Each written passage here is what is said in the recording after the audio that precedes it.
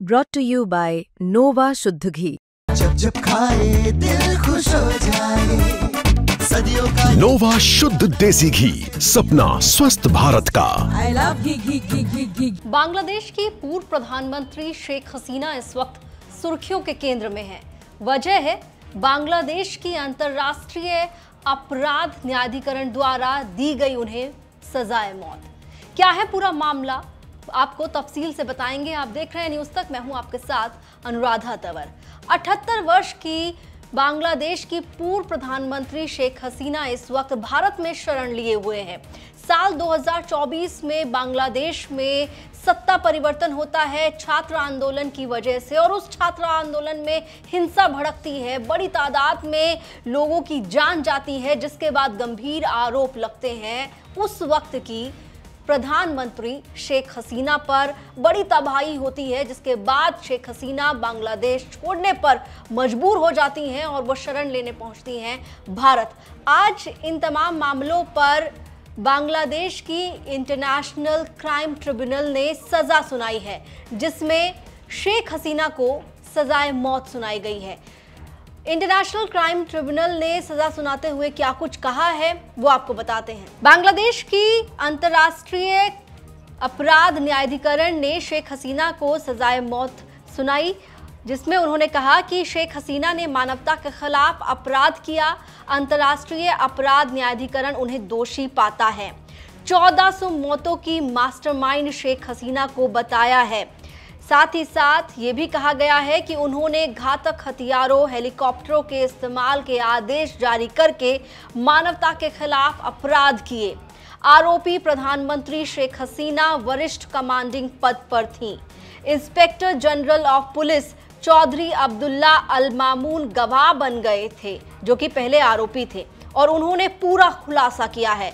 सबूत देने के लिए उन्हें माफ कर दिया गया है। उनसे एक गवाह के रूप में पूछताछ की गई है। आईजीपी के अपराधों के लिए मृत्युदंड का प्रावधान है, लेकिन उसके खुलासे को ध्यान में रखते हुए हम उसे दोषी ठहराते हैं। ट्रिब्यूनल के फैसले के बाद शेख हसीना का पहला रिएक्शन सामने आया है, जिसमें उन्होंने अपने ऊपर लगे तमाम आरोपों को खारिज करते हुए टिप्पणी की है। क्या कहा है शेख हसीना ने, वो भी आपको बता देते हैं। शेख हसीना ने कहा कि मैं खुद पर लगे आरोपों को खारिज करती हूँ। ये मुकदमा मेरी अनुपस्थिति में चला और मुझे ना तो अपने बचाव करने का मौका दिया गया और ना ही अपनी पसंद के वकील रखने की इजाजत दी गई। ये ट्रिब्यूनल एक ऐसी अंतरिम सरकार चला रही है जिसका कोई लोकतांत्रिक जनादेश नहीं है और जिसके निर्णय स्पष्ट रूप से राजनीतिक प्रेरणा से संचालित हैं। दुनिया का कोई भी सम्मानित और पेशेवर कानूनविद बांग्लादेश के इस आईटीसी को मान्यता नहीं देगा। इसका मकसद बांग्लादेश की आखिरी चुनी हुई प्रधानमंत्री को सत्ता से हटाना और अवामी लीग को राजनीतिक रूप से खत्म करना है।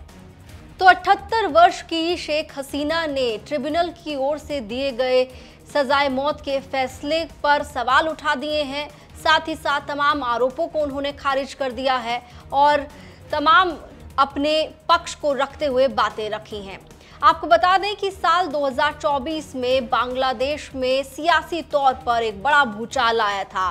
छात्र आंदोलन हुआ था सरकार के खिलाफ और उस दौरान शेख हसीना पर बड़े गंभीर आरोप लगे थे। जिस तरीके से ट्रिब्यूनल ने कहा कि 1400 मौतों की मास्टरमाइंड थी शेख हसीना, इस बात को मेंशन किया गया है ट्रिब्यूनल की ओर से। सज़ा जो सुनाई गई है उसमें, और उन्हें मौत की सज़ा दी गई है। अब फिलहाल शेख हसीना ने अपने रिएक्शन में ये साफ कहा है कि वो इन आरोपों को खारिज करती हैं और जो ट्रिब्यूनल का फैसला है उस पर वो सवाल खड़े कर रही हैं।